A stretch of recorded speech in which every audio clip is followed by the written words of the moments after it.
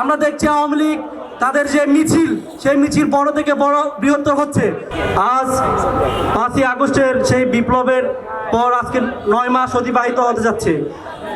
এই 9 মাসেও আওয়ামী লীগকে নিষিদ্ধ না করা, আওয়ামী লীগকে বিচার না করা এই সরকারের ব্যর্থতা বলে মনে করছি।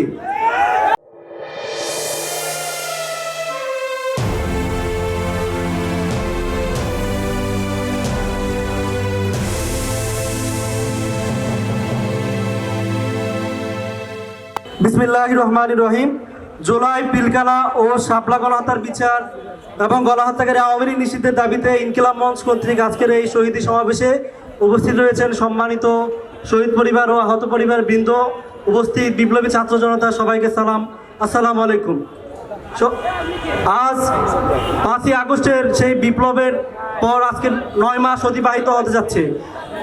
এই 9 মাসেও আওয়ামী লীগকে নিষিদ্ধ না করা, আওয়ামী লীগকে বিচার না করা এই সরকারের ব্যর্থতা বলে মনে করছি। বিপ্লবী ছাত্র পরিষদ গত 13ই ফেব্রুয়ারি থেকে টানা 36 দিন রাজু ভাস্কর্যের গণ অবস্থান কর্মসূচি পালন করে আসছিল। পরবর্তীতে ইনকিলাব মঞ্চের যে অবস্থান কর্মসূচি সেখানে যোগ দিয়েছিল। আমরা দায়িত্বহীনভাবে ঘোষণা করতে চাই, আওয়ামী লীগের নিষিদ্ধের প্রশ্নে, আওয়ামী লীগের বিচারের প্রশ্নে যারাই কাজ করবে, আমরা বিপ্লবী ছাত্র পরিষদ ও জাতীয় বিপ্লবী পরিষদ একযোগে কাজ করে যাবে ইনশাল্লাহ। এই আওয়ামী লীগকে নিষিদ্ধ করতেই হবে। যেই 8 মাস অতিবাহিত হওয়ার পরে যে আওয়ামী লীগকে নিষিদ্ধ না করা, আওয়ামী লীগের বিচার না করা, এটি শহীদের রক্তের সাথে বেইমানি।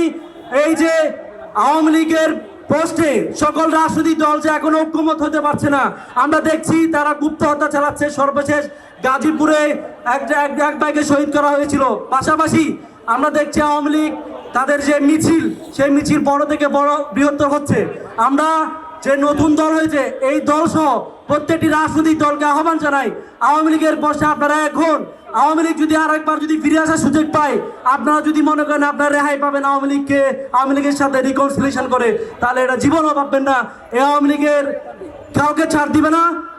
আমি সবাইকে দায়িত্বহীনভাবে আহ্বান জানাই, আওয়ামী লীগের প্রশ্নে আপনারা সবাই এখন, সবাইকে ধন্যবাদ জানিয়ে আমার বক্তব্য শেষ করছি। বাংলাদেশ জিন্দাবাদ, ইনকিলাব জিন্দাবাদ।